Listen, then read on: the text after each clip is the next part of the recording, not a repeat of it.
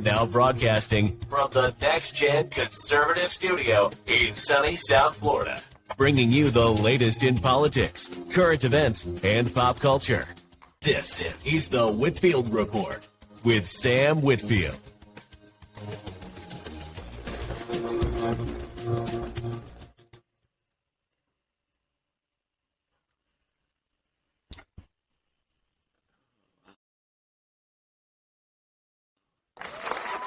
Alrighty.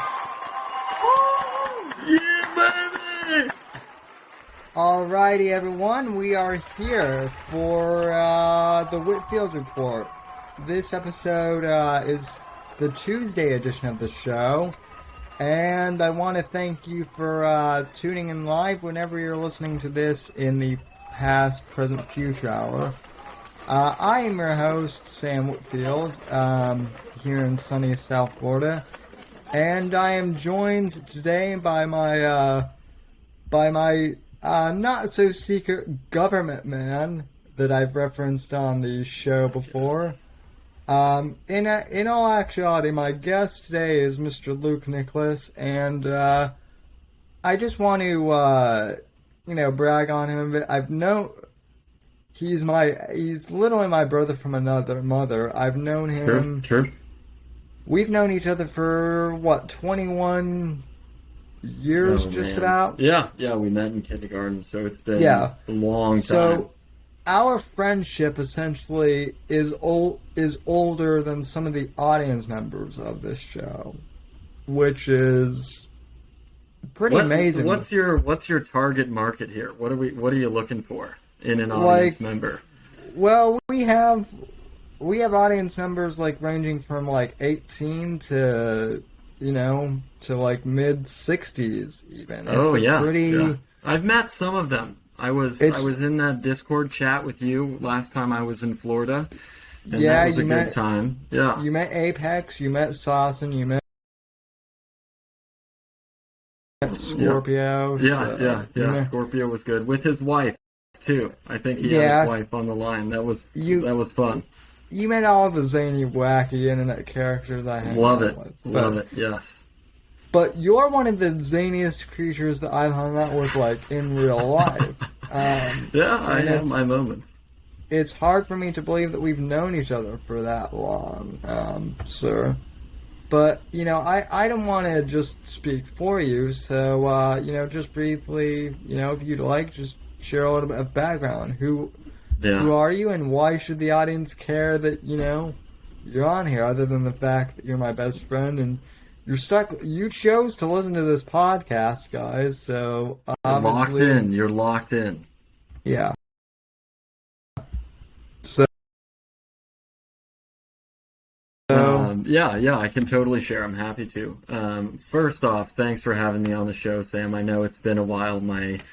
My last time on one of your shows was, I like to call it Whitfield Nation. I know we're on the Whitfield Report, but Whitfield Nation was great. And anything to do with your, radio life, it's like you're in Whitfield Nation, So right. I have my green card, I have my, my visa, I'm visiting the Whitfield Nation, and I get the pleasure and the honor to speak with the president of Whitfield Nation. So it's good to be here with you. Well, you're a natural, as far as I'm concerned, you're like a natural born citizen. Oh, good. Okay, yeah. What do they call it in Germany? It's a neutral. So Germany has it's jus sanguinis, which is Latin for by blood. Instead of a naturalization process, they have, I think it's called jus sanguinis, Jus sanguinis, however you spell that. And it's you have to prove by blood that you are a German person, whether that be birth certificates of I think it's 1 or 2 generations back, and the rest of them are just, I don't even think they have naturalization. So you're saying I am by blood a Whitfieldian? Yeah, well, I mean, I would agree with that. Yeah. In all seriousness, Luke's not kidding. We've known each other since we've known each other since kindergarten, and I mean, we were inseparable for a number of years, and then we kind of went, into different social groups somewhat in high school, like people normally do. But then we found each other, again, like after graduating high school and reconnected, and it's funny because like I don't want to dive too much in here, but like you're a political guy, like that's actually what you do for a living. Yeah. Everyone thought I would be like a political science major. I chose communications instead, and instead you're like the political guy, which we've both had, I think, an inclination in that direction, a propensity to, the art of, governance and that. I mean, Sam, like when we, and this is for the audience here, when Sam and I were kids, and Sam, you're still a pretty darn classy dresser. I mean, I have to be suited and booted too, which is, I love it. I think that's a great thing. But anyway, kindergarten through third grade, I was literally suit and tie every day to school. You know what I'm saying? Like carrying around a briefcase full of cardboard money, thinking I was, some hot shit or whatever. Excuse my language if there's any. No, you can. Sorry, kids. Yeah, you can say whatever. Yeah. Anyway, so and you were right on that train with me. I mean, we had a lot of fun, as young lads back in the day, and we still do as young lads. I would consider us young lads. Yeah. Yeah. I mean, I know that the Zoomers, or like the generation after us, the Zoomers is what they're called now. Yeah, that's what they call themselves. I'm not sure. Generation Z, Generation Z. Yeah. Yeah.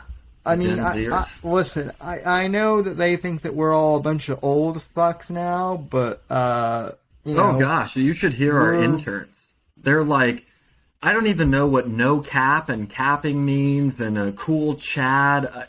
I don't even know this stuff. And I'm like, oh, did you give that tour yesterday? He was like, yeah, I'm not capping. I'm like, what the fuck does that mean? I don't know what that means. Did you give the tour or did you not give the tour? It's like, my gosh. The thing that's funny is, like, I'm kind of, I'm in college still, but I'm a little bit older, so, like, the one thing that always amuses me is when I hear kids say that, like, oh man, that meal really slapped her, or like, oh, the slapping, yes, the slapping, that's a big one. That song that really slaps, and I'm like, what does that mean? They're like, that song is fire, and I'm like, okay, what does that mean? They're like, so here's what I wonder. You've been on YouTube for a long time. Or wherever you post your stuff. YouTube, Spotify. You're all over the place. I wonder if, in particular, the YouTube algorithm, because it reads transcripts, right? That's how they pick up on somebody saying something anti-trans or whatever. So I wonder if you use more of the Gen Z words, that they'll start to, I mean, I don't know how you manipulate the algorithm, but I know there are YouTubers who do that in order to get, a follower and get followers and get up in the ranks of, a search or whatever. Yeah. So maybe we should just, like, in the middle of conversation say, oh, no cap, just out of random, and see if it jogs the algorithm and gets you some more, search clickbait, whatever. I don't even know. Yeah. I mean, I think the thing that would help me the most is if I had a well endowed, young lady on here, like playing video games, right? Right beside me, and if she were playing like Call of Duty or whatever, live streaming Call of Duty in a little corner screen. Yeah, Yeah, that'd make it happen. You'd be able to say anything to anybody, and they'd be like, "Yes, yes, I agree. That is a great point." Mm-hmm. Mm-hmm. And also, boobs. No scope. Oh, yes, yeah. Mm-hmm. Mm-hmm. Yeah. It's just like we're not that old to do, like when we were kids, like watching someone play video games was not a thing yet. Now, I mean, we did, but it was just like at home on the couch watching your buddy play so that you could get the next turn after he got shot in GoldenEye or whatever. Right, yeah. And now, like, so much fun. Great. And now game. GoldenEye, like old school GoldenEye kids was that was like the creme de la creme. Still is. Still holds up well after concurred 100%. 20 years. So anyway, what were you saying? Nowadays, nowadays, and this is something that my mom and I have actually talked about. Like, there are kids who there are kids who have made entire careers out of being professional video gamers. And in fact, my cousin, I was at Thanksgiving last year, and he's always kind of been this like demure, like, "Oh, I'm going through puberty, don't talk to me," and I always make a thing of like, "Hey, Henry, what's going on in your world? Can I just, like, what's up, dude? Are you alive?" Like, I'm a man. I've been through that shit. I know that. Anyway, but he is a fierce gamer. I mean, fierce. That is like, he lives and breathes. And I'm like, "Well, are you making any money yet?" He's like, no, but I'm in some competitions. And I'm like, "Well, good on you, man. Best of luck. I think that's great. If you can make money, Well, my stepdad has like a niece whose son is like a professional gamer. Like he actually competes like competitively. Oh yeah, that's serious. And I don't know what game he plays, but like he plays one of those games, and like he's like a world champion. I think it's like Call of Duty or something. Like he's like a they have all kinds of stuff. I mean, like, we're on the surface level of this entire culture and industry. There's so many different games that people are playing and interested in watching. I cannot name most of them, but I know there's really what, in my opinion, would be a totally niche game. I've never heard of it. Right. But it has, 2-3 million people tracking champions and watching live streams, Anyway. And it's a job, which is crazy to me too, because for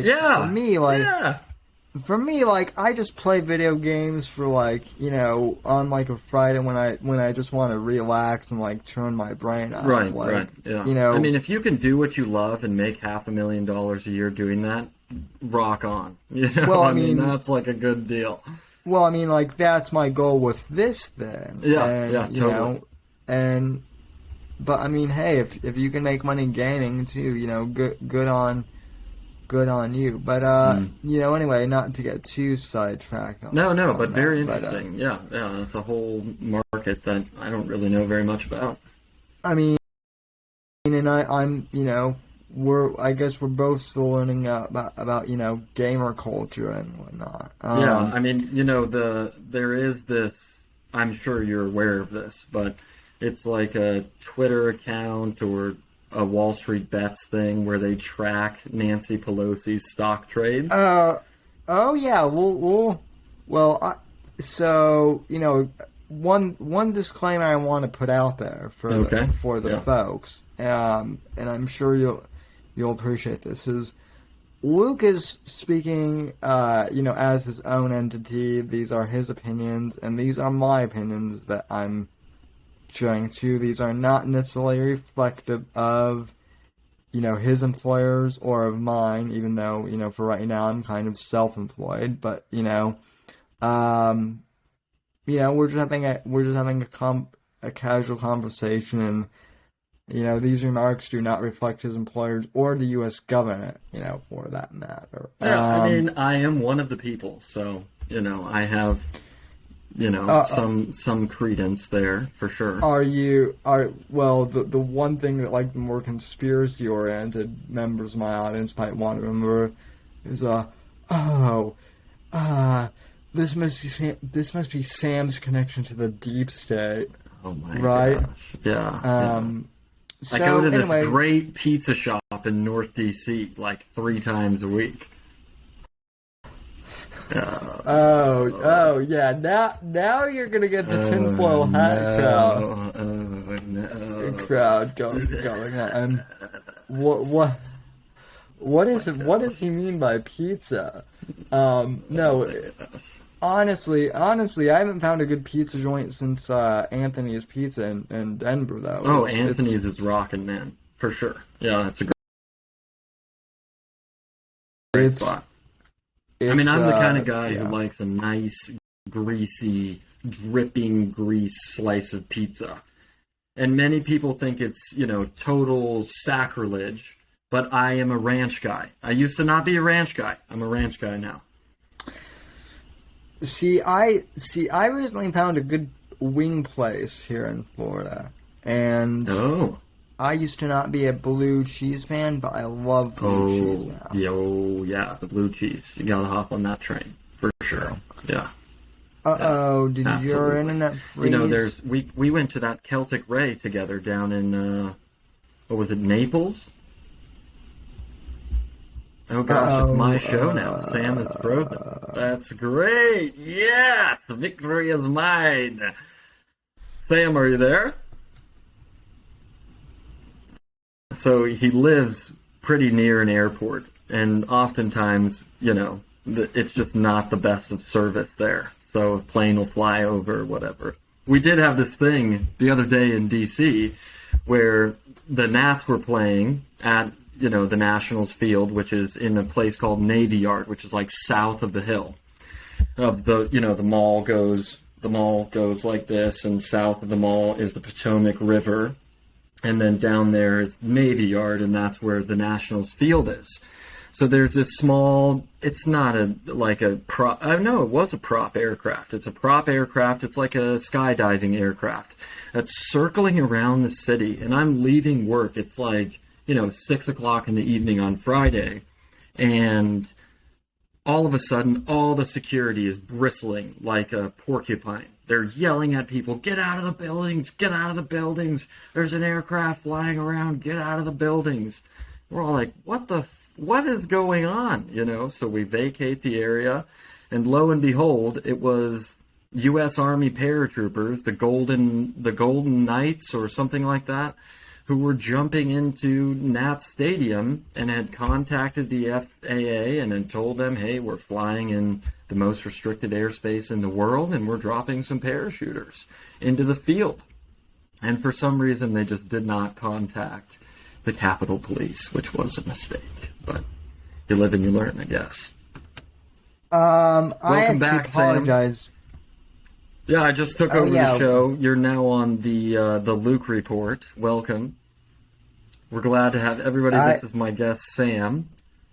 Sam and I go way back. I appreciate you filling in for me. What I was beginning to ask you a little bit about your job, and then Nancy Pelosi disconnected my internet or something like that.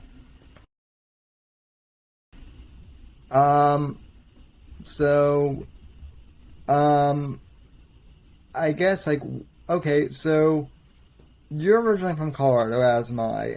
What made you decide to major in political science? Honestly, I knew I was bad at math, and I sat down and prayed and was like, what am I going to do with my life? I've had an interest in politics. It'd be kind of fun, to do campaign work, maybe run for state office, later in life, once all the scandal is behind me. Just kidding. But anyway, So yeah, I mean, it was more of like a process of elimination, and I'd done debate team in high school and really, really enjoyed it, and knew that the natural progression of those, I mean, you could call them talents. I don't know what you'd call them, but inclinations, I guess. I know I've used that word a few times, but it's a good word, an inclination, to the realm of politics and governance and that kind of thing. It just felt like a natural move for me. Yeah. Shout out to Scotty Esserman, by the way. Totally, yeah. Scott Esserman was awesome, dude. Yeah. Who was my debate teacher for about a year. And then I remember my first speech in his class was on the Saddam Hussein's gassing of the Kurdish people. And I started the speech off. He's like, make sure you have an attention grabber or a hook, you know, at the beginning of your speech. And what I did at the beginning of my speech was just screamed, like bloody murder screamed.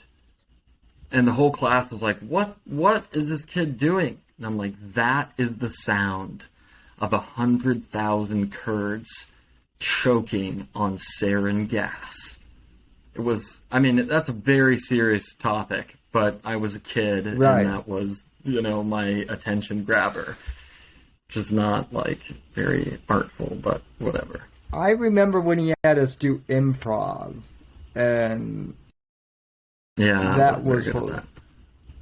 And well, I was okay about it, but I always, my mind always went into the gutter when doing improv. That's like Michael Scott status. I mean, you know. I mean, listen. The Office was like a huge show when we were. When we were going up too. Legendary, no doubt about it. I just watched so I got out of Lent, and you know, one of the things that I was like, you know what, I don't need this for Lent. I need to refocus. It was actually very intense Lent, which was awesome. You know, I had a group of brothers who joined me in this pretty ascetic program, which was great. It's called Exodus 90, but they have a version called Exodus Lent, which I highly recommend for anyone trying to, like, dig in, you know, Exodus 90.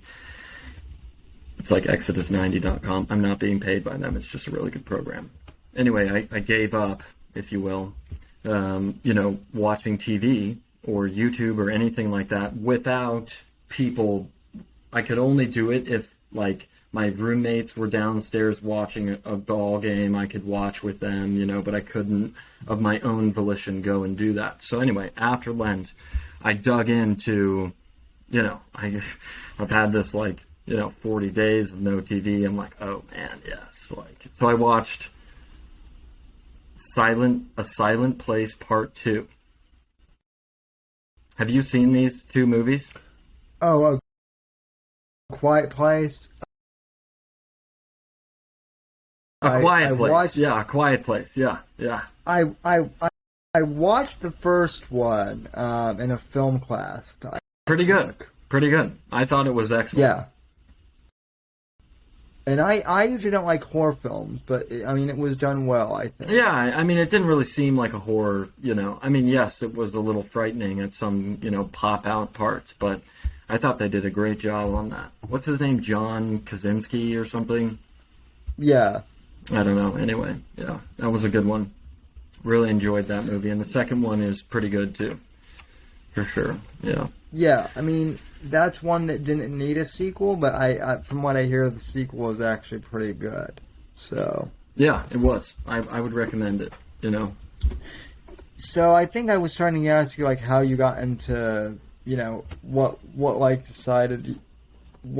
you decide to, like, major in politics. I remember, like, there were a couple friends that were like, oh, this is all Sam's fault. Like, he got his claws into Luke and, like, made him major into poli-sci. And I'm like, Well, if it went up to me, Luke would have majored in communications just like I did, but, you know. Which could have been beneficial. Yeah, if there's any group of staffers that rises really quickly on the hill, it's the comms guys.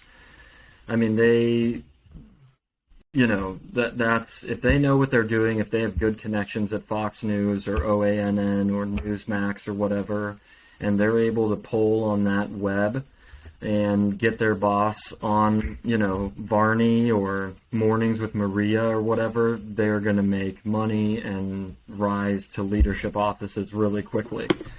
You know, if they've got good tweets with good likes and a lot of followers, I mean, it's all metrics, you know. How are we influencing our constituency to, one, you know, have a full picture of what we're doing on their behalf, and two, like,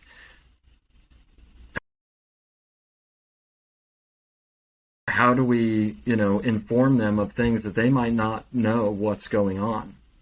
You know, because the constituents have sent this man or woman, their delegate, their congressman, to the District of Columbia to fight for them and to study issues that they don't have the time or the wherewithal, you know, or most of them don't even have the desire to study what we're doing every day, you know. And so that's right. Representative government. You know, you put somebody into that place to do that around the clock, to listen and to vote and to research and to go to committees and ask questions and grill the SecDef and to do what blah, blah, blah, you know.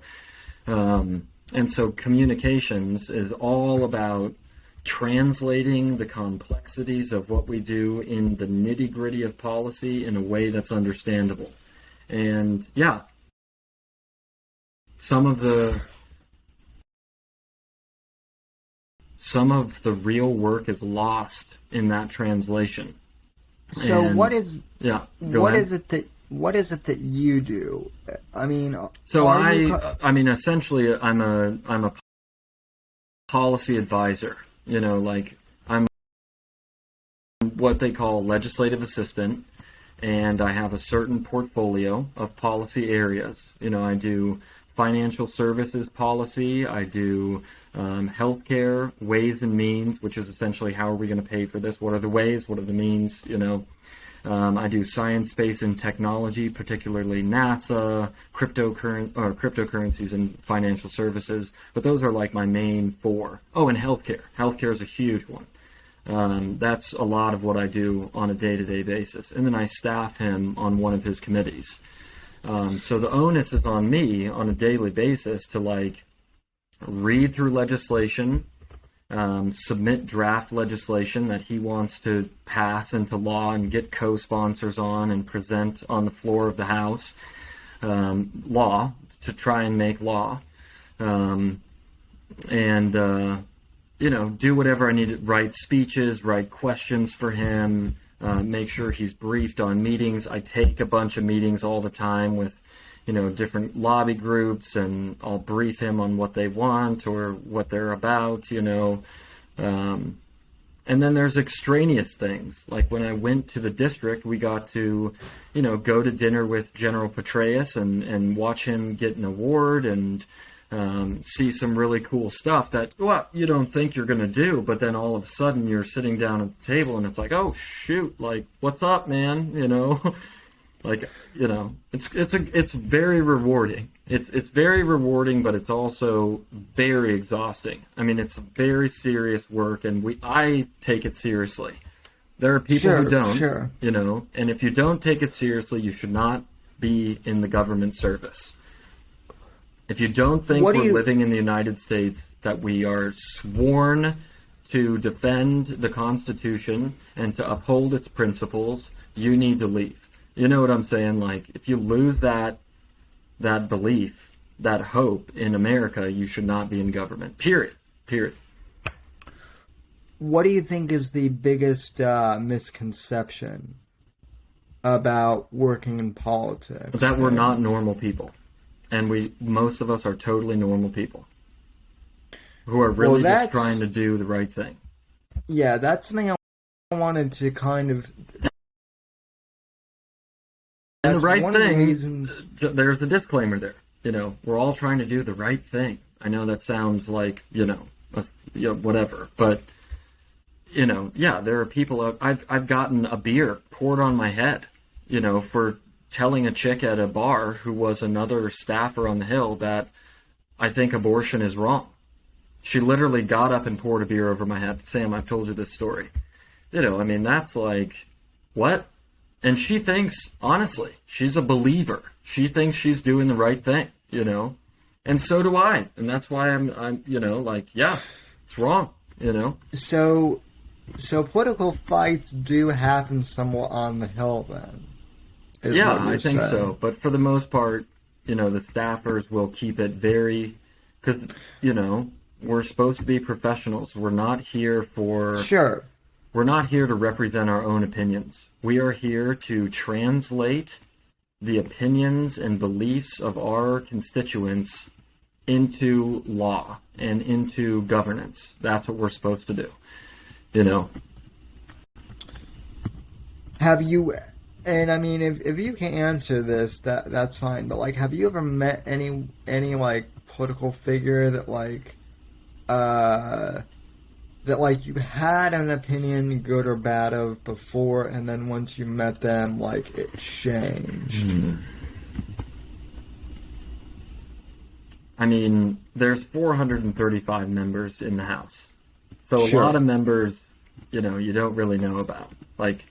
One, I think, would be, well, in recent times, there was a man from Nebraska who just resigned his seat because of, he lied to the FBI about certain campaign finances, and he's been in office for, really solid Republican, great Catholic man. I would see him at daily mass, had a very high opinion of him. He sponsored another staffer when she was becoming a Catholic, really solid dude. And then, he spoke 2 lies to the FBI and his entire career is gone. It's what are you doing, man? Why are you doing this? One, you're a Catholic, and that's just, you're going to have to go, do some penance and talk to God about that one and talk to your priest about that one. But, it just was a shame. So I guess that's not really your question. It kind of is, but it's the reverse Sure. of what you were asking. I had a very high opinion that became a low opinion. I've ridden the elevator with AOC. I didn't talk to her, anything like that. Leader McCarthy's been by the office a few times. He's a good guy. Yeah, I don't know. That's a tough question. Who do you think has the better wheelchair? I'm asking this because people want to see me in a drag race with Madison Cawthorn. I don't know where I would be Madison Cawthorn. Nor why would I want to get into a drag race with him either? I don't, Well, I would love, for us to email Elon Musk and get you a Tesla, some kind of hover, I don't know what they're doing, some kind of badass wheelchair, and he would do it for free because it's just total philanthropic, You and Apex Scam both have, been on me to contact Elon and whatnot. They're like, hey man, I know you're doing cool shit, space stuff and other things, but I'd love you to design me a wheelchair, Now he's taking over, Twitter and whatnot too. Which, we'll see how that goes. Did he give a bid? Did he give an offer? Supposedly, well, last I heard, so we're recording this on Sunday. It will be released on Tuesday, probably. Okay. At this point in the news cycle, for the audience, I've heard that Elon has, secured enough funds to supposedly just buy Twitter. But, until it's, official, it's not over till the fat lady sings. Right, yeah.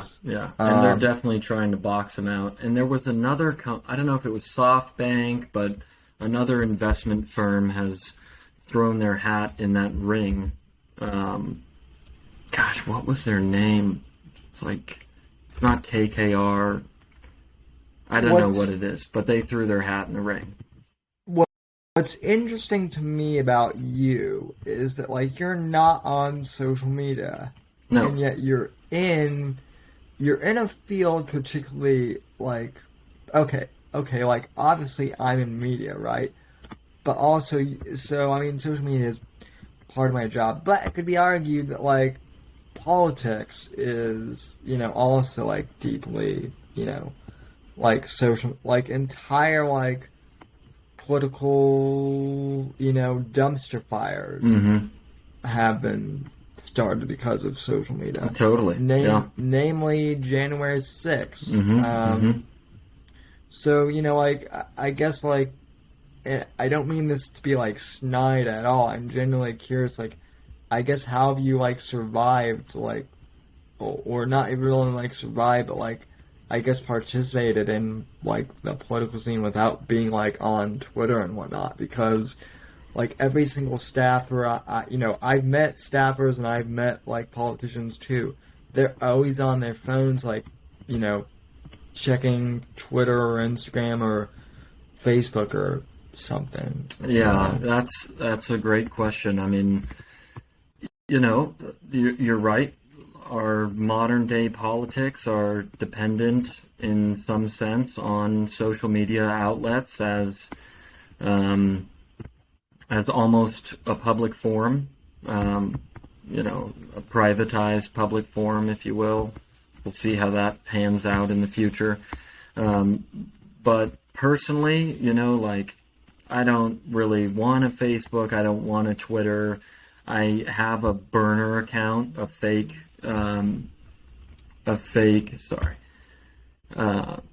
Facebook account, but that's only to, like, go on my boss's page and, like, look at what his posts are. I don't do anything on there. Yeah, so you just lurk basically on social media then. Oh, did you say lurk? Yeah.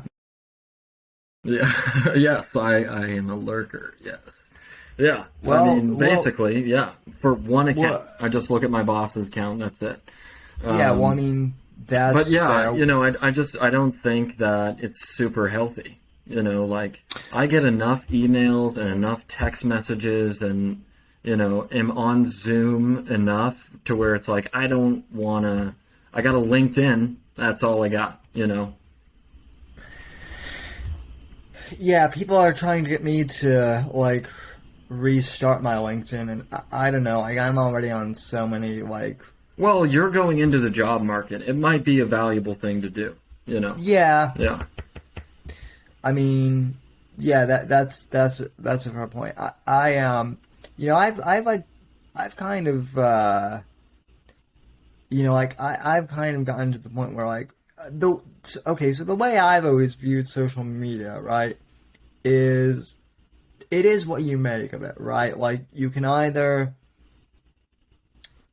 use it not necessarily for, like, good or bad, but, like, just depending on, like, how you use it, it is what you make of it to a point. Yeah, I mean, I think you can say that about, the internet in general. Like, we have, amazing access to, the grandest library ever conceived. I mean, this is like Alexandria times 10 trillion, I mean, there's so much information.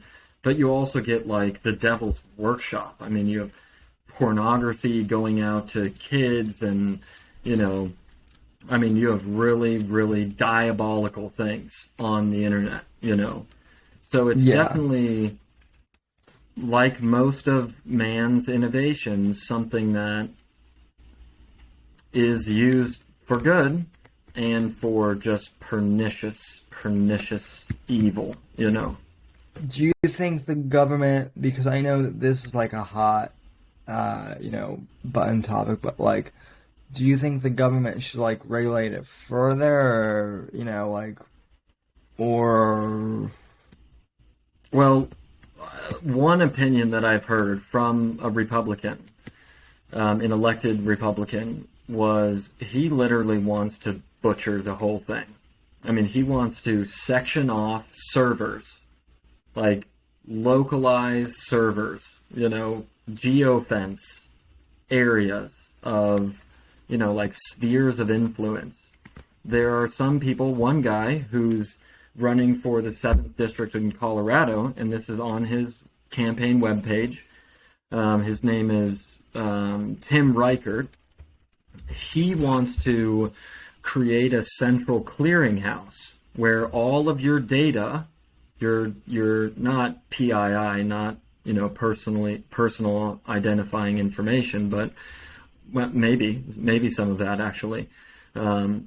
Any cookies or data that's kept on your web browsing or your maps or whatever would be located in a central clearinghouse, and you would rent that data out to companies that want to use it, for Google Maps or for advertising or what have you, which is an interesting idea.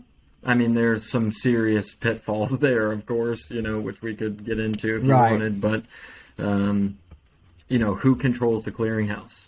Is this a private sector thing? Is this a public sector thing? Like, what are the regulations over that? What's the security over that? What happens if that gets breaked into, So that's a couple opinions that I've heard on it. In terms of regulation, they're businesses. They are regulated to a certain degree. I think you're talking about, like, First Amendment. Like, is this a public forum or is this a private forum?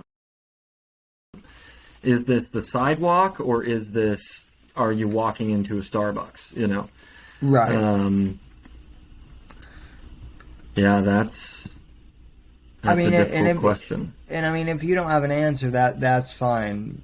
That's fine too. Like, I'm not expecting you to have, like, the answer for everything. I just think the one thing that I want to, put out there, not only for you, but for the folks too, is, like, this is, I can talk to, like, politicians, there are politicians I know that I can get on here, and there are lots that I respect, there are some that I don't, but as far as, like, people who actually, like, work in the government and whatnot, as you do, Luke, like I don't want to say that you're, like, a peon, because you're not, but, you do behind the scenes work, and we don't get to hear from those people very much. Usually, when people like me in the media do things, it's from politicians who want to come on shows to try and basically pitch their ideology or pitch a book or, a bill or what have you. It's very rare that anyone in the media is actually able to have, like, a genuine conversation with someone about the way the government works or the way the sausage is made, so to speak. I think that's part of the benefit of your format, the way you format your show, and in long form discussions and in long form conversations is a really just a valuable thing. And like, listeners, if they want to hear all the way through, are going to have a little more stamina, and hopefully we're somewhat stimulating. I mean, my gosh, but I think that I appreciate that. I appreciate being able to come on here and share with you, for sure. Yeah. And aside from politics, so you and I, we both grew up in Denver. I've talked a little bit about on my show about, growing up in Denver myself, and we have similar, shared experiences. Like, I was asked on a podcast that I guested on last year, like, why move from Colorado to Florida, what made me decide to, shift. And part of it for me was the weather, part of it for me was family, part of it was just the desire to have like a new experience, quite frankly. But I mean, I guess I'll ask you the same question, like what made you decide ultimately to move from Denver to DC? I know there was a job offer there somewhat, but I mean, what was moving, from Denver to DC like, and what is the culture there? Is there like a big change or? Well, Denver is in a certain sense very similar to DC, and in that there's a lot of young people, a lot of outdoorsy folk, a lot of open, it's almost like a beach town in the summertime.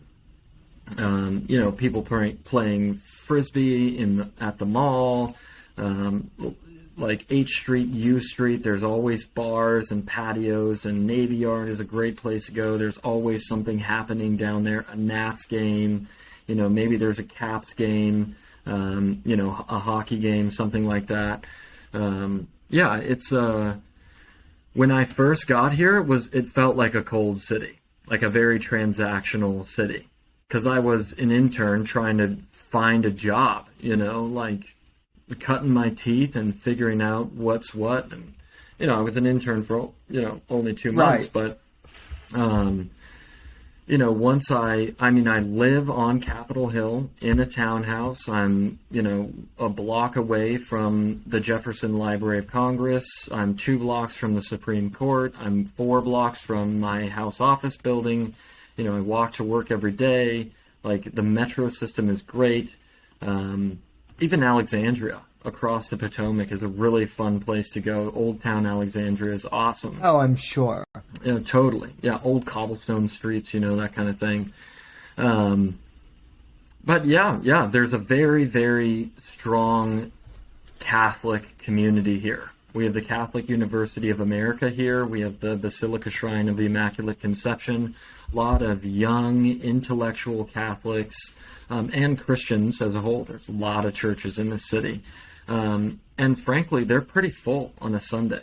There's a lot of activities, youth groups, Bible studies, volunteer opportunities, the whole gamut. It's really, once you become a resident, there are very healthy, positive ways to contribute to your community and to society, and great stuff. Yeah.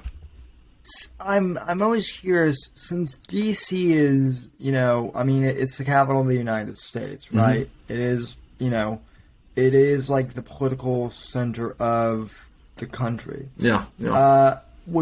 Would you say, are people more political in DC than elsewhere, or you have to be careful. Average? You have to be careful. I think like this would be a great city to be a journalist in, because where all the staff hang out, and they go to particular bars in the city after work, and if you just sat there with your notepad and just listened, you would get a story. No problem. Guaranteed. And people do that.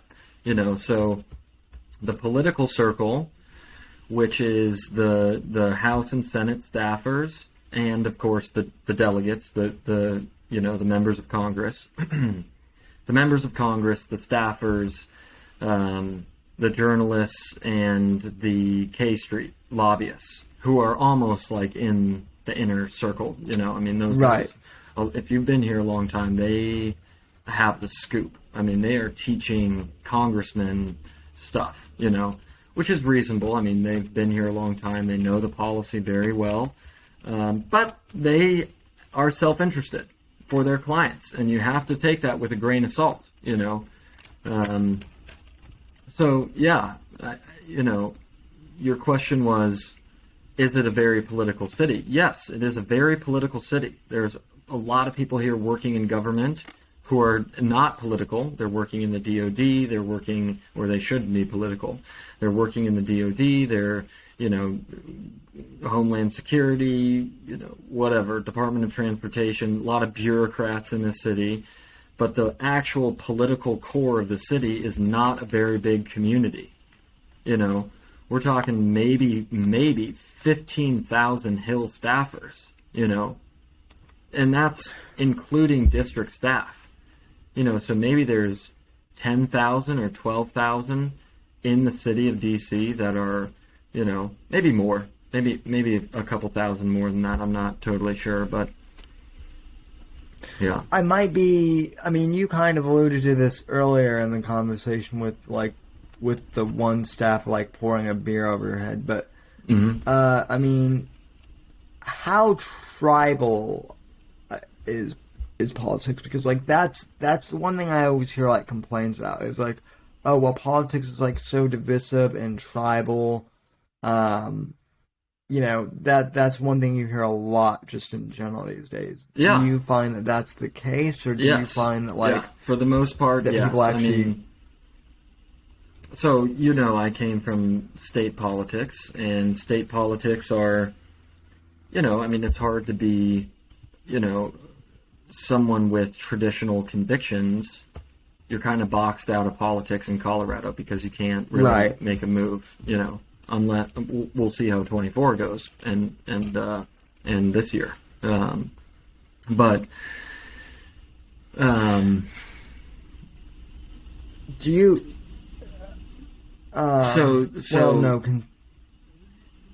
Let me just think about this for a second here. Sure. What was the question again? I'm sorry. I totally blanked. Are politics Oh, are they tribal? Okay, so... Yes, yeah. Oh, emphatically. Yes, yeah. But at the same time, this is my disclaimer, 60 to 80% of every piece of legislation that comes through the House is not political. It's we're going to rename a post office, or we're going to give a gold star medal, or, we're going to, make sure this office in the government is funded, like CISA, the cybersecurity on the civilian side, and they do work with the DOD. They're under the Homeland Security umbrella. Make sure that they have their proper funding. That, there's usually no debate. There is sometimes, but most of the stuff is passed, pretty, let's go, send it to the Senate, get the amendments back, get it to the president's desk, and let's move on, There is, when it comes down to bills that are not going to pass, and you're just writing them to have a media point, it's going to be totally tribal. It's going to be totally something that's important, but will never get passed, But even, I guess, that's definitely insightful. The one thing that I've always heard, I'm asking a question, but I guess I'm kind of going to... So the one thing I've always heard about politics is it's like pro wrestling, where on the Hill, you'll get a lot of people who, on the Hill will be fuck you, you're a Democrat, or fuck you, you're a Republican, and they'll be at each other's throats on the Hill, right, when, the C-SPAN cameras are rolling, but afterwards, they all go out and grab beers together when no one is watching. There used to be a lot more of the collegiality of grabbing beers together and that kind of thing, and there was a time when politics was less rhetorical and vitriolic than it is now, and part of that was due to the collegiality that they had, that the, members of Congress had. So, if you're working on a bipartisan bill, if you're working on a piece of legislation that you want to get passed, you are going to, as a staffer, reach out to another office. Maybe it's a Democrat. Maybe you need a Democrat on there to get it credence on the House floor. You're going to be totally cordial. The staff are, we're kind of tribal every now and then, but, for the most part, it's like, we want to be friendly and professional with everybody up there, because you might need, some Democrat on energy and commerce to sponsor an amendment on your bill, or approve the amendment on your bill, or be a co-signer on a piece of legislation in order to get a good, solid piece of law made, So for the most part, the staff are very, very professional. We don't want to burn any bridges. That's not our place. Our place is to be the instrument of the congressman, who is the instrument of the constituency. I hope that's a reasonable answer. Sure. What do you think is responsible for, I guess, the lack of collegiality these days? Well, it's a very multifaceted, you could say when Newt Gingrich was Speaker of the House, he changed the House calendar to allow for more time in the district and spaced out the weeks that the members would be in D.C. legislating. So you have 2 weeks on and a week or two off and whatever, doing district work, and people don't want to buy houses here anymore. So they're not, living with other members. They're not having the time. They fly in on a Monday and fly out on a Thursday. And then the next week they fly in on, Monday night or Tuesday. They do their media hits. They do their committee hearings, and then they fly out on Thursday. There's little soirees and receptions in between where they might meet people. But I think, there has been a cloistering, of the members. There's less collegiality because of the calendar, because of social media, there's a number of things, because of the issues that we're dealing with today, because of the culture war in society. There are all kinds of reasons that there's less of that going on, So in other words, what you're saying is it's multifaceted then. Oh, absolutely. Absolutely. I don't think there's one thing, but it's a confluence of certain things that, yeah. Because so often these days, you either have the Republicans saying that, that Barack Obama was responsible for the divisiveness, or you have the Democrats saying that Trump is responsible for the divisiveness. We've the one thing you hear is, well, politics was never this divisive until X, Y, Z, until X, until, name your person entered into politics. And I'm kind of like, well, I think we have to reframe. It's a bit more complicated than that. We have to look at the broader arc of history. There have been times when there was, relatively, people were pretty satisfied with the government. Things were going fine. We're cruising right along. Maybe it was 12 years or whatever. I can't remember what that time was, but there was a time in history where that was the age of. I don't know. I feel like, and this is looking at it from a historical perspective, but I feel like looking back, the 1950s kind of seemed like an era where we had just won, World War II. Everything was kind of hunky dory. We had the,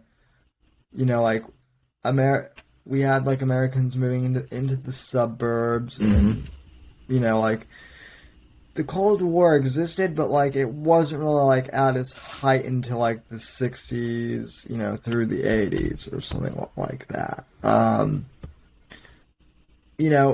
I'm sure things weren't perfect in the 50s either. because nothing ever is. No. I mean, we were dealing with the Cold War, with nuclear proliferation, with, Russia, building up, amassing military force in Eastern Europe. I mean, which in a sense we're, dealing with today, of course, but... Well, I mean, I guess from my perspective, it just seems like the more...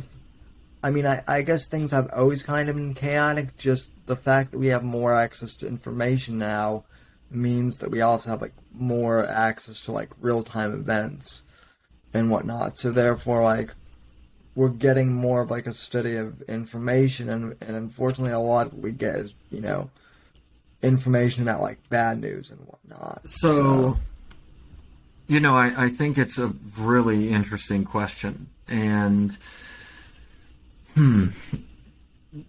there is something to be said about a certain strain of politics that we're dealing with today that we haven't really had to deal with since, the Civil War. Right. Which is a foundational disagreement among people about the cultural traditions that make up the DNA of this country. There is a fundamental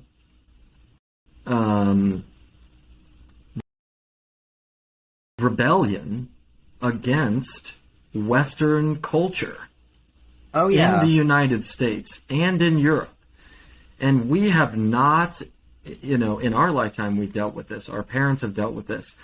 Our grandparents are dealing with this contemporaneously, concomitantly with us. But in their heyday, there wasn't really a question. I mean, abortion wasn't really talked about, necessarily. I mean, we had, feminism, first wave feminism, second wave, and, we are experiencing second wave and kind of third wave now. But, third and fourth wave. Right, yeah, and then whatever the heck, DeWorkin or whatever is, Catherine McKinnon, whatever they're on, I don't even know, But, we are, I think they're, for the first time in American history, outside of the Civil War, and you know what, I'm not the greatest student of history, I'm sitting in an armchair, you know what I'm saying, so please, somebody who has a deeper, knowledge of history, reprove me. I want to learn. I'm a student. But I do believe that there is, in this time in history, a strength in the counterculture that is so strong that the status quo, the conservative status quo that maintains the traditions and values and political institutions of the West is actually being challenged. Ontologically challenged. We are dealing with an ontological challenge to Western society, to the continuity of Western society. And it started in the 60s, and we didn't think it was a major thing, but the heirs of Russia, this anti-religious, anti-Christian, sentiment is no longer a sentiment. That's the problem. It's actually embedded itself in institutions. It's become institutionalized in our public schools, in our Fortune 500, companies. It is something that is radically challenging the status quo of this country. And you can look at any revolution throughout history. The first revolution in Russia in 1917, or somewhere thereabouts, I'm not totally accurate on the date, the Red and White Revolution, was not successful because they had a great leader, a leader who was very, very much, using rhetoric and whipping up the crowds and getting, the masses behind him. They had funding, they had arms, they had what they needed to be a successful revolution. What they did not have was a lackadaisical conservative element. Conservative in the traditional sense of conserving the status quo, the government, the institutions of the Tsar. You know, the conservatives in the first revolution in Russia were very strong. They were not going to be shaken. The status quo was going to be maintained. But the First World War and then the onset of the Second World War totally diminished the power of the conservatives. Liberal elites came in who agreed, who infiltrated the wealth, the pockets of wealth, and the pockets of institutional power, and were able to bring down the status quo. And that's what happened in Russia. And I think, you know, we are, you know, I'm not an Armageddonist or whatever the word is. You know, I'm not there, but I do believe we are being faced with one of the most intense challenges of the Western world. And that has nothing to do with Anglo-Saxons or you know, whatever race you are. It has nothing to do with that. And to frame it in that way is to give in to their nomenclature. To frame it that way is to give in to their nomenclature. And that's the problem with, you know, the Proud Boys or these elements of the right that are bringing it down to a racial, you know, white Anglo-Saxon, you know, Western history. It's not just that, you know. The largest democracy on earth is not white Anglo-Saxon. It's India, you know. Well, I mean, so... and I would include India in the Anglosphere, quite frankly. You know, I mean, I honestly would. Their culture, their traditions are all bending in that way. We have some problems with Hindu nationalism and whatever, and granted, every society's got their things, but I mean, I would incorporate them in the Anglosphere for sure. Well, I mean, so... Which is beyond Anglo-Saxon, beyond race, beyond Caucasian or whatever, you know. I'm not framing it in that way at all. So I made this point on Saturday's show. Again, this episode, you know, people are hearing this on Tuesday.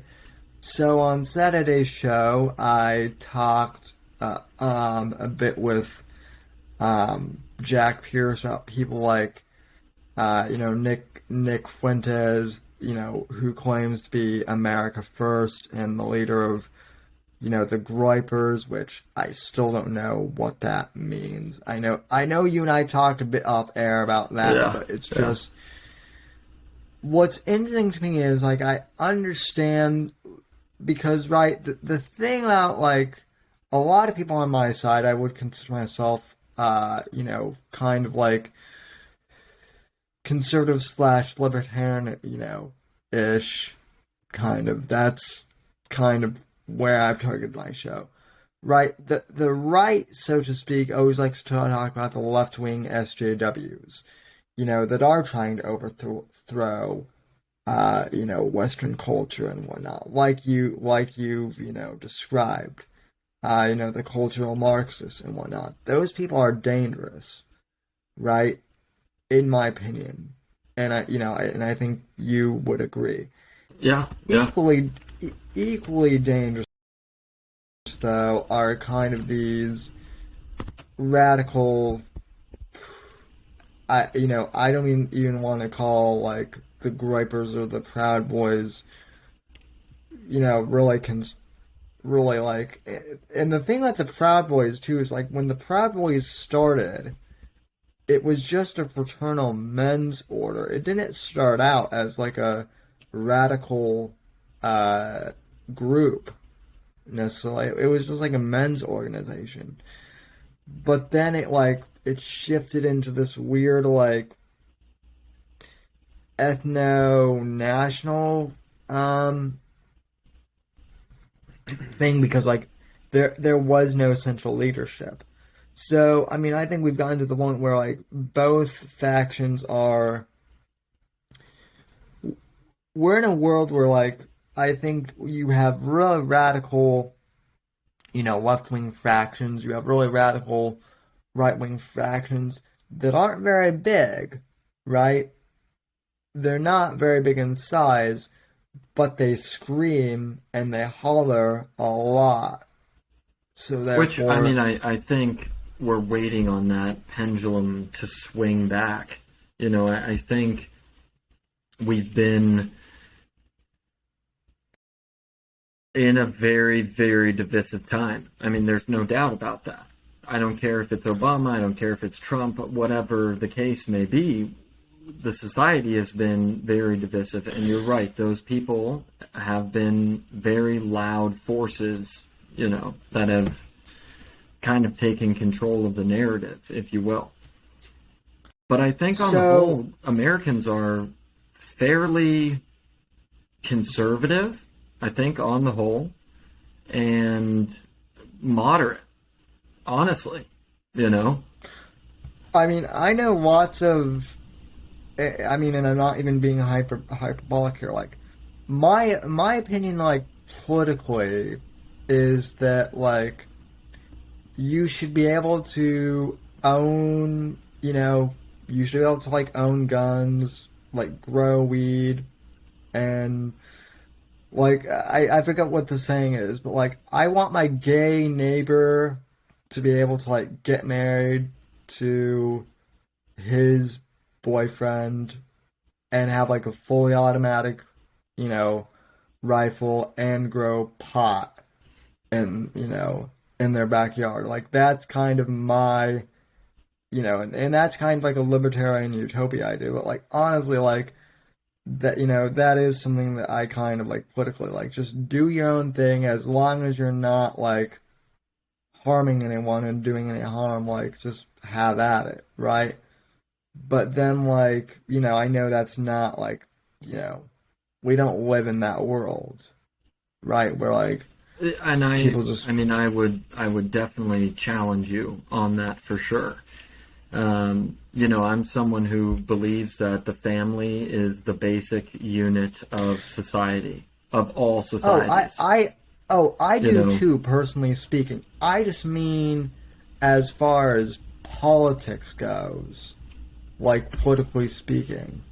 I don't, I just kind of want the government to leave people alone. Now, if we want to get into morality, and into spirituality, I think that's up to us as individuals to kind of, take that approach. But I don't. The government is terrible at doing things. In general, that I think the bureaucracy. So I think it's up to us as, like, individuals to do more, if that makes sense. So I mean, yes, like, I am a free market capitalist, and I got you there, but I do think that the government has, and let me say it this way, the government is, for the people, by the people. And if we have people in government who are legislating to allow for the breakdown of the family, the basic unit of society, then we need to meet them where they're at and face them in the government. Or else they will have the law on their side. right, So that's the challenge we're dealing with. Is if our conservatives, our Republicans in this country, were people who, believed what you just believed, we would have already lost the culture war. If they compartmentalized like you compartmentalized, we would have already lost the culture war. if we did not go into the classrooms and challenge what teachers are teaching kids about sexuality and about religion, we would lose the culture war. But we are meeting them right there, and we're saying, no, you cannot teach a 5-year-old that they can be a boy or a girl and confuse them. You cannot do that in this country. So we are not only defending, lower taxes and lower regulation on small businesses, which is great, and we need to do that, but we are now defending the minds of our youth and protecting them from literal Marxist insanity. And I don't use the word Marxist lightly, but we're talking about atheistic atheism, atheistic Marxism being taught in our schools. Like, yeah, there's a time and a place for that, but when you're 5 years old, no, we need to set our children up with a foundation that says the Constitution is a great thing. This is a union formed under God, period. This is a union formed under a higher power. And we are a society with a social contract, and this government is a representative government, so on and so forth. And to be clear, I'm not saying that we shouldn't. I don't mean to get. I'm sorry for getting riled up, but I mean, I just think we have to. This battle is being fought in the trenches, and those trenches are the classrooms, literally. Well, it's not only in the classrooms; it's in Hollywood too. It's it's in. Buddy, have you been on Netflix lately? By Jove, that's some crazy stuff. Oh yeah, no, and listen, I agree with you that we should completely fight. I mean, I agree with you 100%. My whole thing is that there's a way to do it, right? There's a way to do it tactfully, and there are people like you who want to, discuss things and have an actual debate and discussion with people. There are other people, like, the gripers, for example, who just want to say the most edgy things possible, and the January 6th protesters. I mean, I don't know if we want to get into January 6th. I know that's kind of a touchy topic, but we can get into January 6th, but let me just say this really quick. I appreciate dialogue and conversation and debate, but I am not in government just for that. I'm in government to make the law. You know what I'm saying? And yeah, I'm a cog in the wheel right now. I work for one congressman in a certain set of policy areas. But we're here to take society, and to make sure that our institutions, our traditions are maintained. We're not here for just discussion. We are boots on the ground making law. That's it. I agree. Yes, discussion is part of that, and meeting with stakeholders is part of that. Totally. But well, no, I agree completely. But okay, so I guess segueing into January 6th, there are people who agree with you that is that we need change, and some of those people think that basically storming the Capitol is the way to that change, that causing an insurrection is the way to make that change. Now, you and I have talked, off air kind of about, and also you had just moved to D.C. shortly thereafter, after January 6th happens. So, what was that aftermath like? I mean, was there anything that affected you working at the Capitol, or what was that like?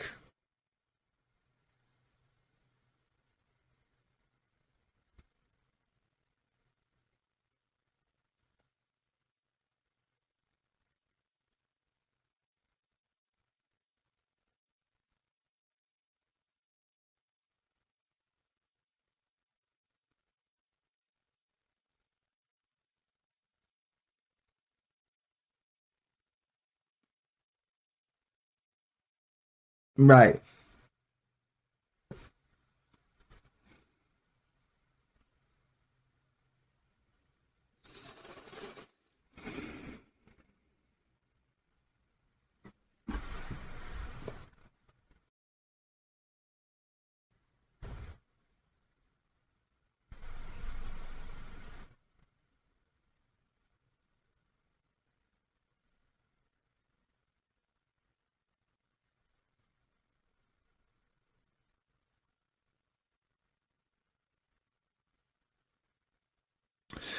Yeah.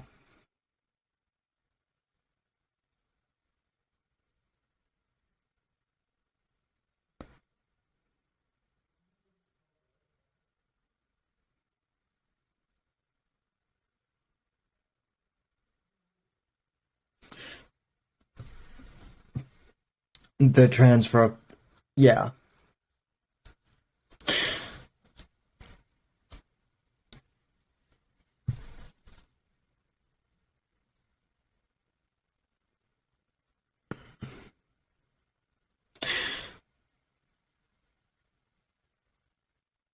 And yeah.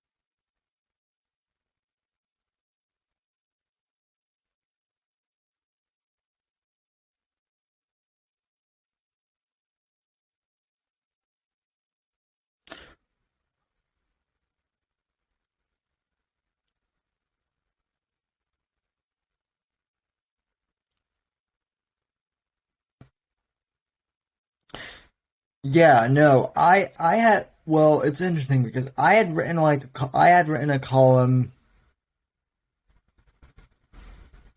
No, no, go ahead.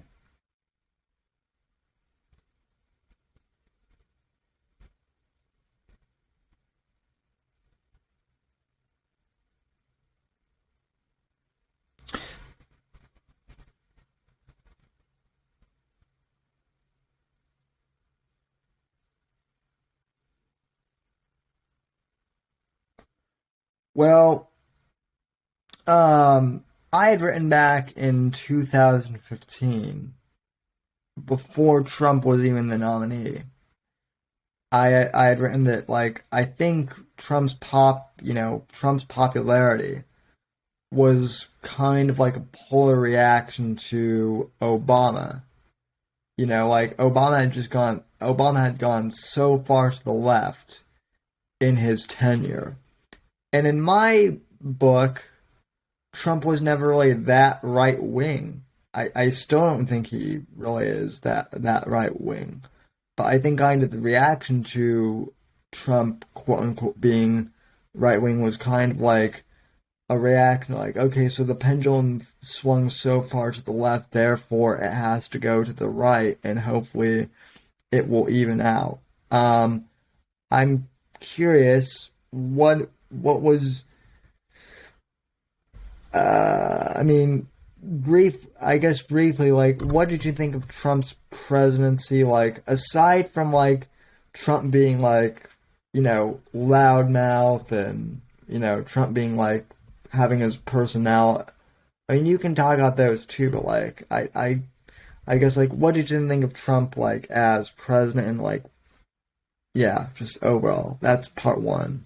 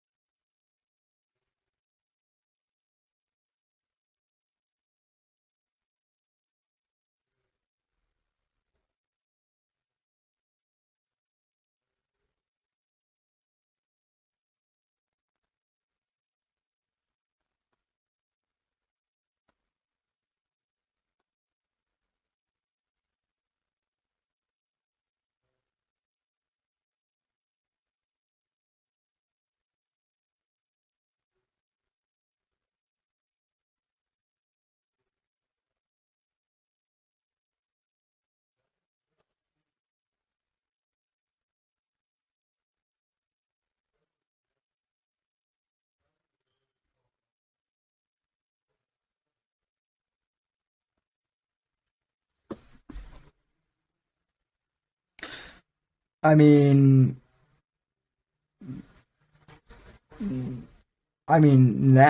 now, I guess nowadays it is, but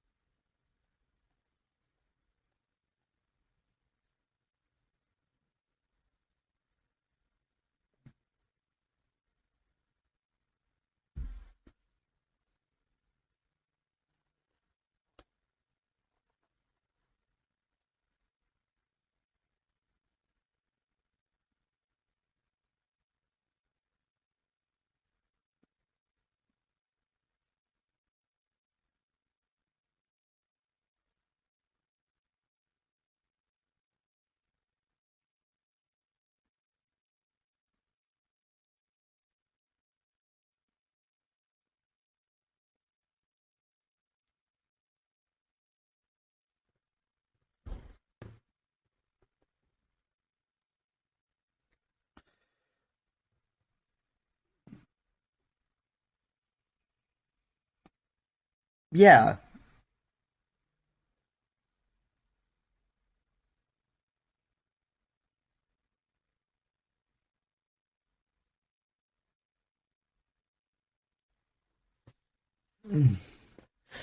But Trump is also Trump, and yeah. So I which which let yeah the the shit poster in me really loved his, just how he would just piss off the mainstream media, and just like give him hell. I I certainly think it was. I certainly, yeah, yeah.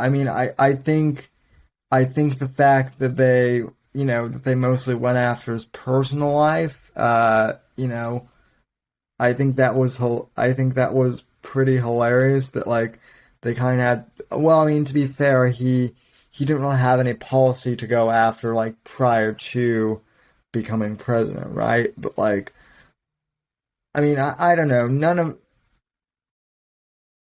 I just think that Trump was like such like a game changer in terms of like politics in general that like no one really knew what to do. Um, so like, and believe me, I was skeptical of Trump at the beginning, but like the more the campaign progressed, like I saw why people liked him. You know, because he is a businessman, and yeah, he might have failed a couple times, but I mean, I was pleasantly surprised that he succeeded in a lot of areas too. That we didn't go into, massive foreign wars, that the economy got on track, uh, you know, and credit where credit is due. He did handle COVID. I mean, COVID was just such a shit show in general that I think it was impossible for anyone to handle that well. But I think he did a decent job in his final year. But I guess what do you think of the future of the Republican Party? Like, do you think Trump should run again? Like, what do you see as the future, especially like being on the ground? Uh, because I'm just a guy here in Florida sitting in an armchair. You're in the nation's capital, baby.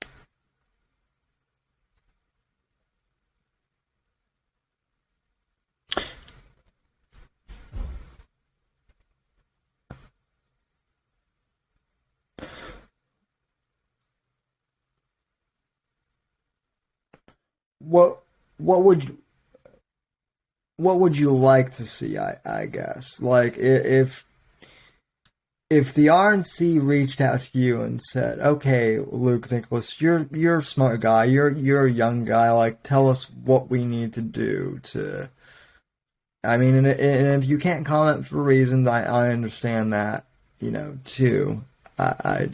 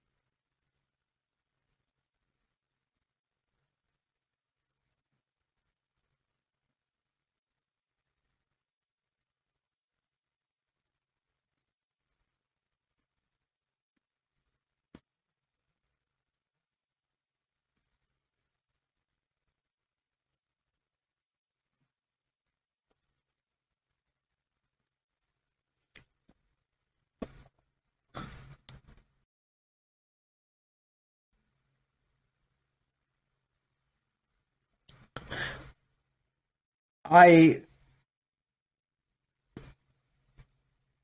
I I have to be honest, Luke. I appreciate your answer that you don't know, that you are kind of uncertain about the future because so many people that I meet, a lot of whom you and I both agree with, are either like, well, Trump's got to be the nominee in 2024, or DeSantis has to be the nominee in 2024. Part of me would really like to see Trump in office, in 2024 again.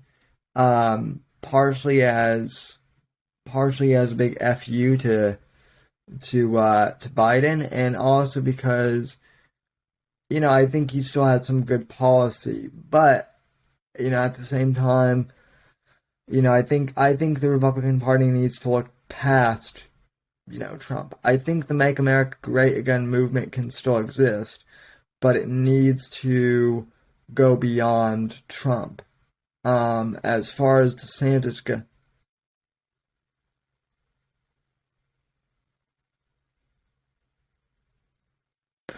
well, that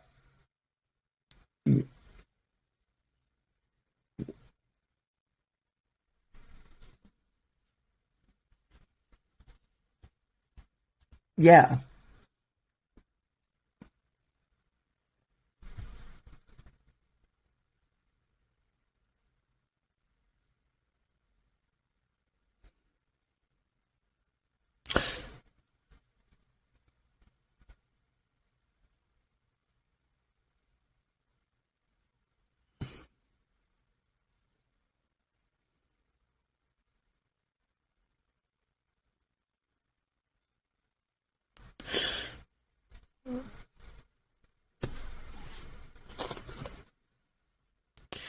yeah.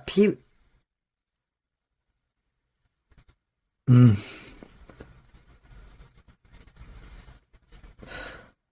I I honestly think people think I'm an asshole when I say that Biden has dementia.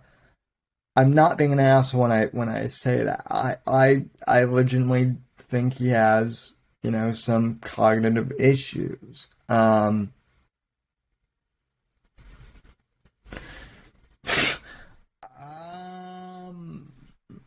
yeah, I mean, he's in his late 70s. I know that. Um,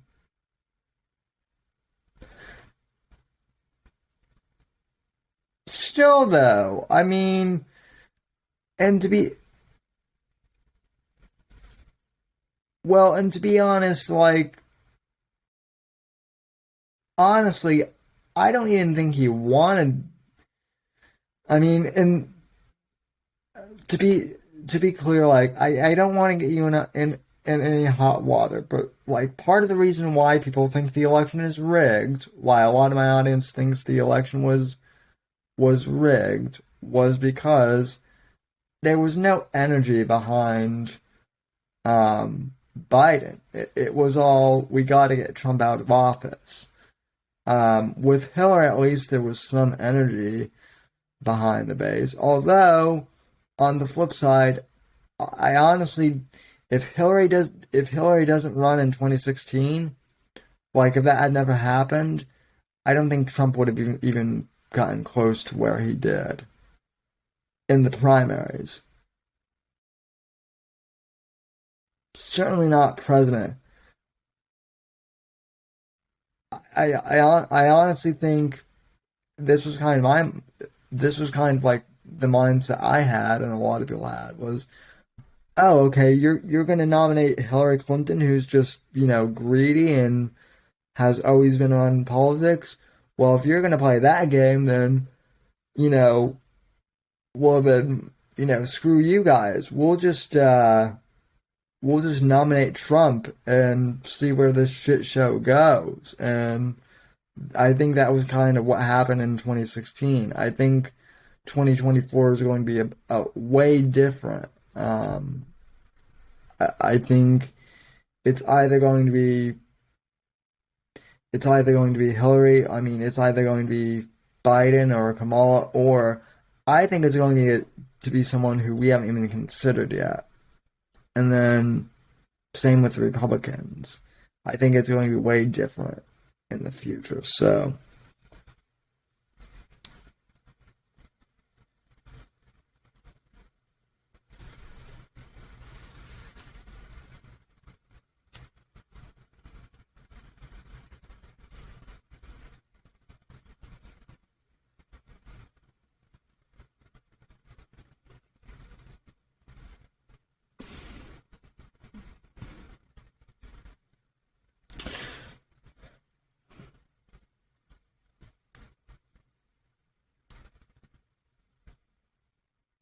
her, her,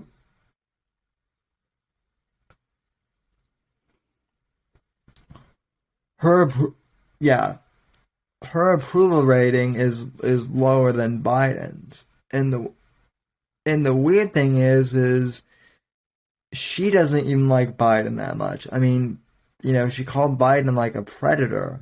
Um, dur- yeah, during the primary. So, um, but yeah. Anyway, do I need to go? Are you go down? Are you still?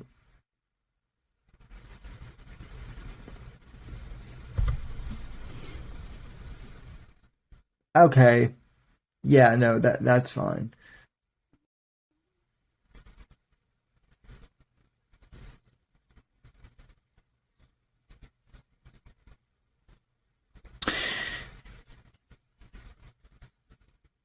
Mm,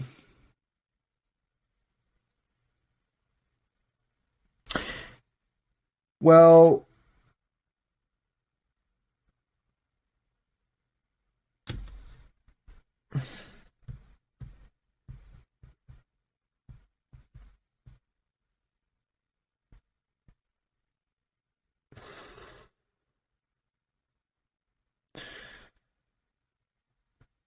the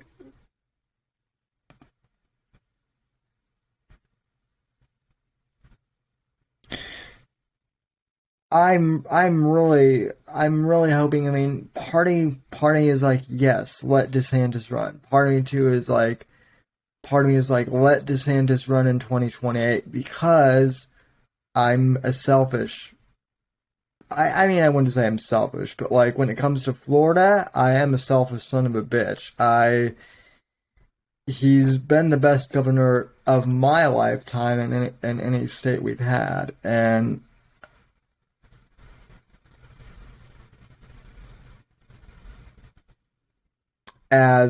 well, I want him to be able to finish like a full term, his second full term of governor.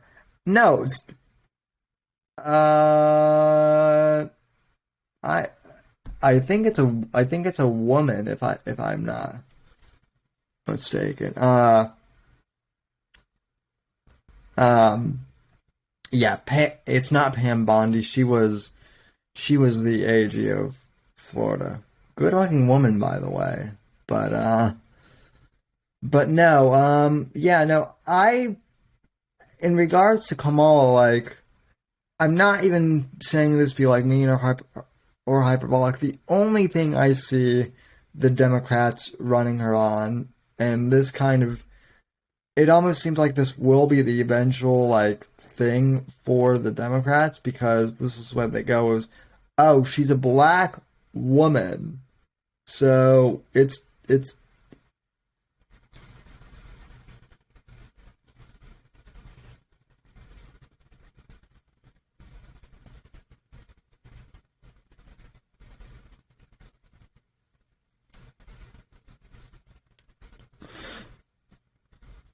I don't.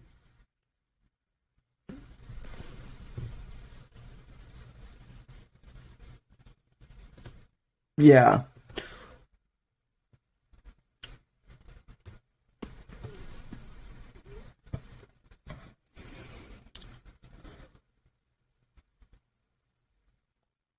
Well, I don't even think that the demo.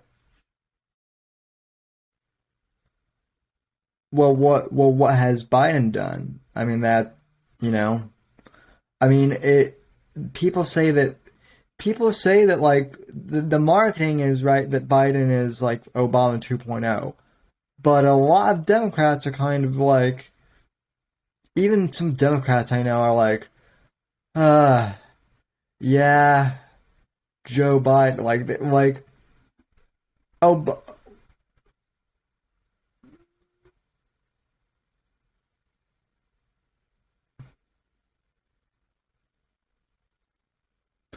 well, it's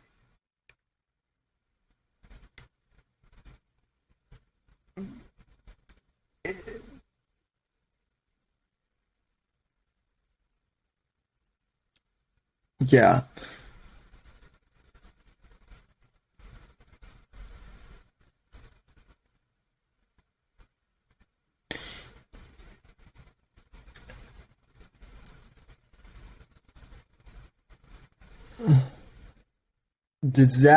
Disastrously too, I might add.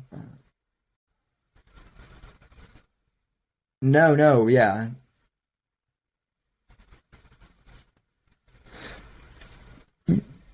yeah, but I mean, even things like Afghanistan, like that was, yeah, even Afghanistan though, like that was like a debacle, and even the Democrats were like, yeah, no, that was bad. Like, maybe we should have had Trump for that. So like,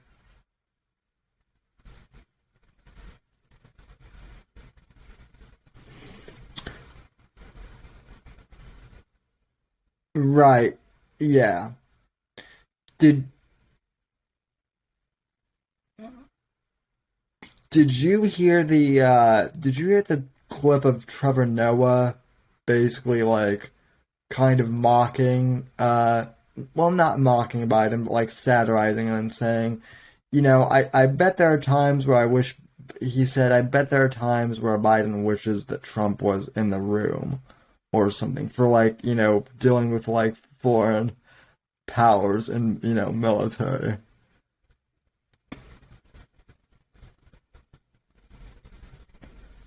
I'm I'm not even sure if Biden is aware of what room he's in half the time.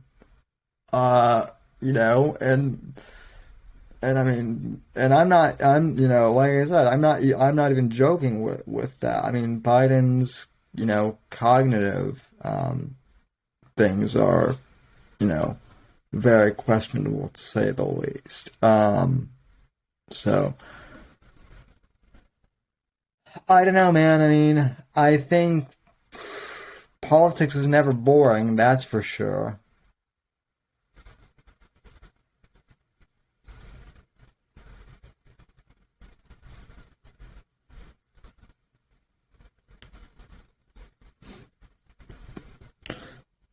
Yeah, one. Yeah, let me ask you this.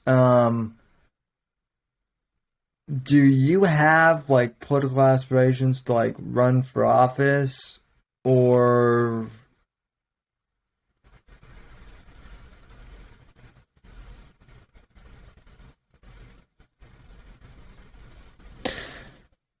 but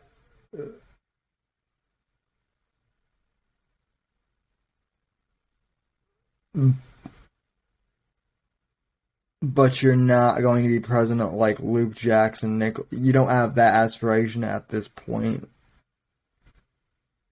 That would be a really cool presidential name though. Luke Jackson Nickless. Um so um yeah, I mean I don't mean to like blow smoke up your ass, but I mean you have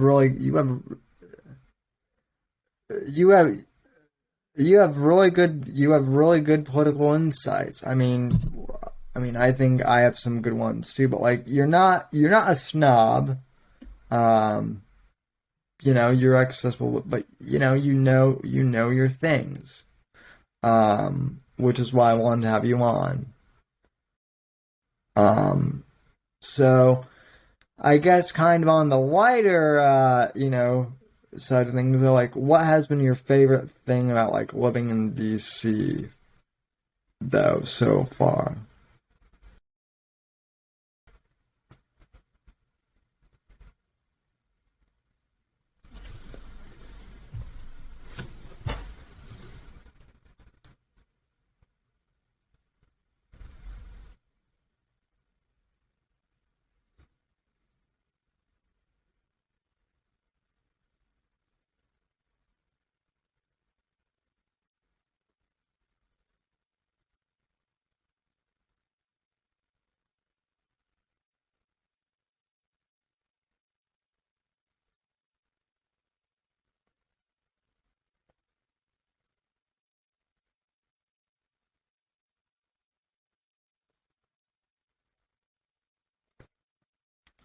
Sure, sure.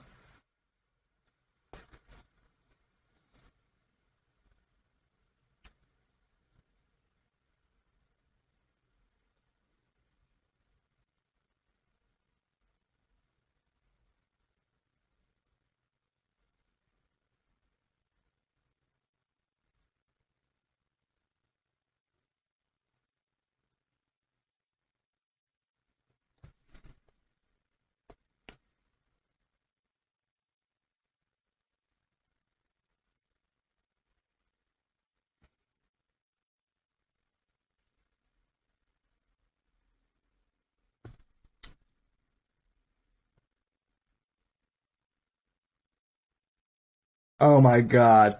Yeah, yeah, yeah. What are drink prices there?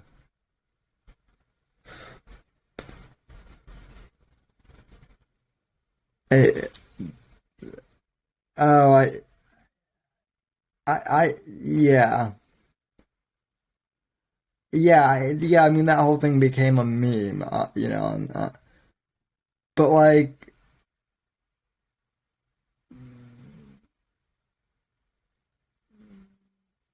yeah, but yeah, no. I mean, as far as like drinks and whatnot go, like, are there any like haunts in DC that you like to go to, or is that like classified information?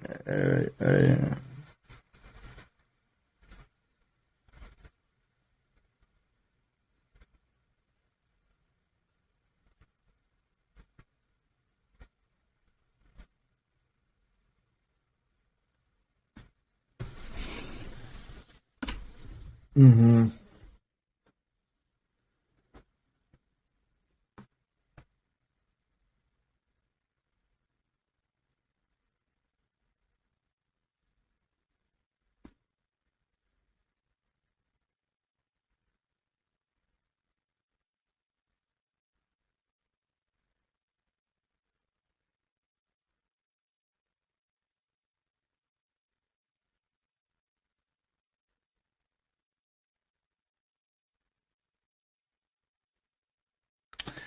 Yeah, I mean, which is kind of funny because you're living in a town where you have to spend money to kind of just like, live. I mean, I don't want to say you're dirt poor. I mean, you don't seem, but I mean, I bet some of your, I bet some of your like bills and whatnot are kind of like yeesh. So too, but. Um, I will also reveal to the audience that you are both I mean, I've made reference to this before. I have a coffee guy. Surprise, Luke is that coffee guy. And you're also my whiskey guy. So, what is your favorite, like, type of coffee? And, like,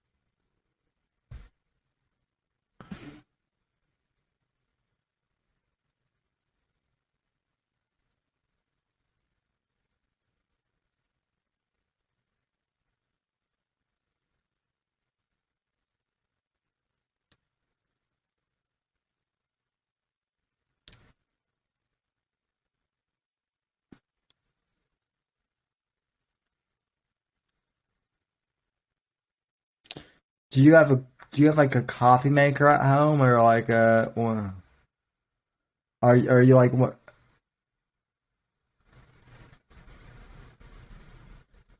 Okay, so you're not like one of those you're not like one of those Keurig snobs then. Okay.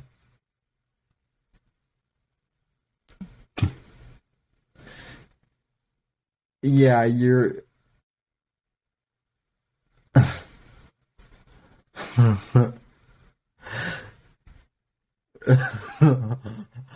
I could drink it, but I also might, it might I might be defecating my intestines that way because it's the um but well, I mean, office coffee can clean you out, so um but yeah, and also like I'm not I mean, I'm starting to get into whiskey, but it seems like since you've been into politics, like you've gotten more into whiskey and whatnot. So,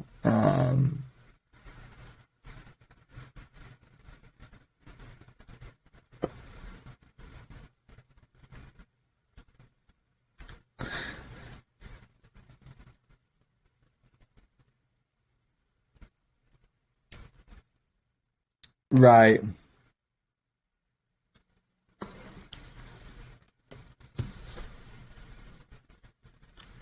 Neither do I.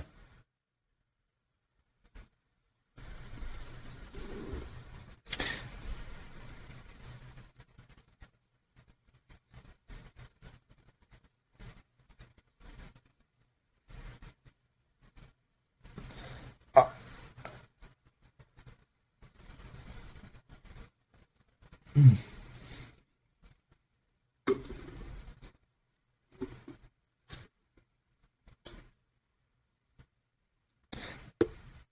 please, please tell them to go to the Guinness Storehouse in Ireland if they're not already planning on it. And I haven't been to Ireland. My old man has been to. No, no, no. I wish. I mean, I would love to do like a travel vlog type thing.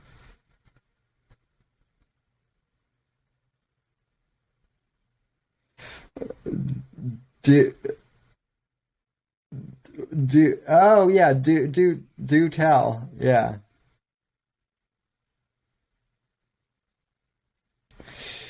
Yep, yep. Well, I'll tell you what was fun just to kind of go down memory lane. Like, I believe it was senior year. Like they took us senior year of high school. Like we went to like a Rockies game or like a few. Uh, or was that did we do anything for? Oh, okay. That's going back. That yeah.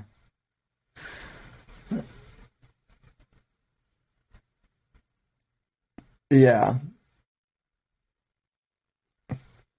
Yeah, that was fun. I can't remember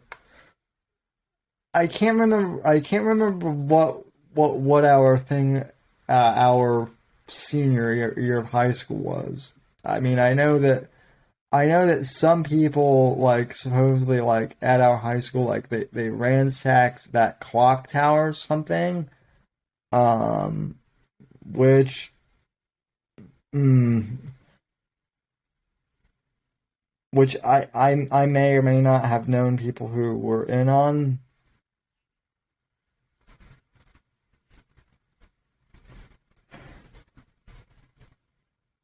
Yeah,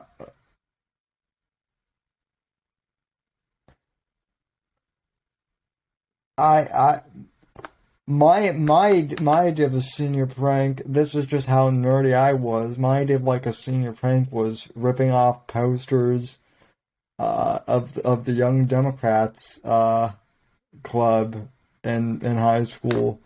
Me and well, one of the one of the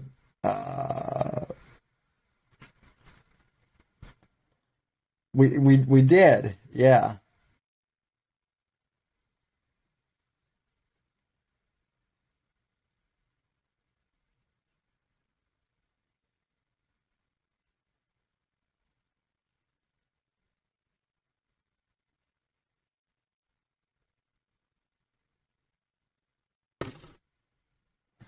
Yeah. Yeah, I mean, not that that really stopped us from meeting, like unofficially, but, you know, I remember, and I've told this, I remember I told this story. So I was like one of the editors of the school newspaper senior year. I remember we had this, I remember we had like, and it's the International Day, like senior year. And I remember like we had this one like Uber, like she wasn't even like a second wave feminist, she was like a third wave feminist. I basically left. One of the security guards like tried to like basically keep me in, and I basically said like I will cause a scene if you don't let me. Um, and and he would. You heard of my you heard of me playing hooky while still being in school? Um, so yeah, so she was so this so we had this chick like later in the afternoon, like before international, and she was talking like how all I remember this very clearly. Like she began her whole thing of like every single senior guy in this auditorium is a potential rapist, right? That was her starting line, and I was like, and I was like so close to being like, just being like, lady, what the fuck, I was gonna like shout something out, but I didn't. So she continued on, and I'm like, okay, well, rather than cause a scene, I'm just gonna leave. So then I started to leave, and John, the security guard, who,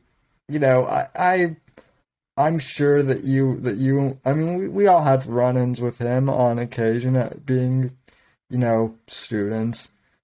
He tried to keep it in, and I'm like, I'm like, I want out of here. This guy, and he's like, well, I can't let you leave because you're supposed to fill out like this thing, and I'm like, okay, yeah, I'll fill out the thing, like, oh, yeah. So, and he was like, don't tell anyone I let you out. He's like, but between you and I, like, yeah, I agree with you. This is a bunch of bullshit. So basically, like so basically, I just barricade. I went back to the student newspaper office and just like barricaded myself in there. I had just gotten an iPad, so I just like streamed Netflix for the entire.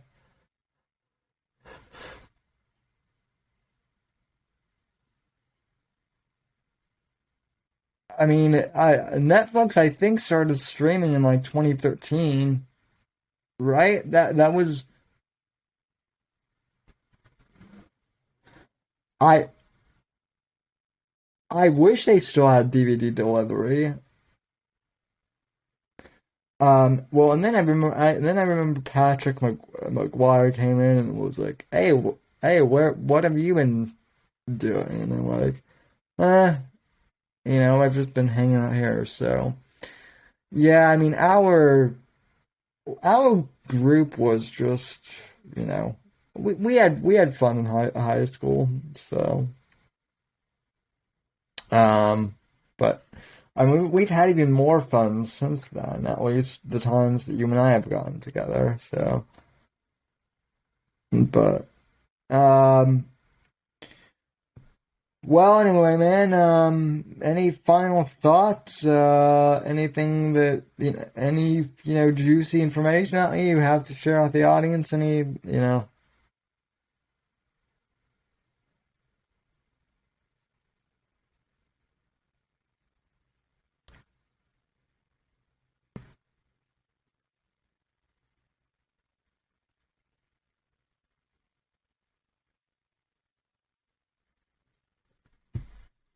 Well, thank you.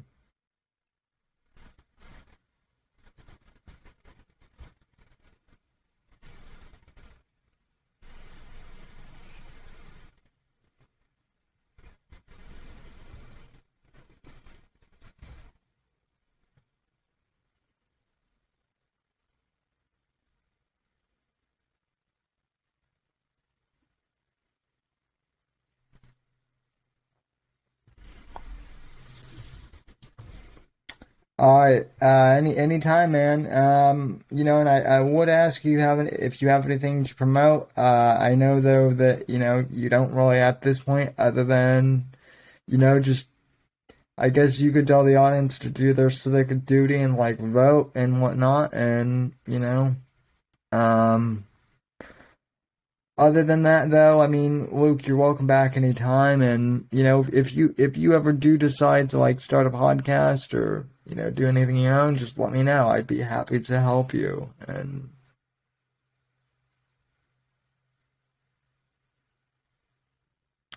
all right, all right, man. Well, I really appreciate you and folks. I really appreciate you for tuning in and. I know we had a little bit of a audio hiccup there, kind of towards the beginning, but hopefully that segment, I think it's saved, so that should be okay. But anyway, from all of us here at NGC Studios, God bless, God save this great nation, God, freedom, and democracy in that order, and we will see you on the next show.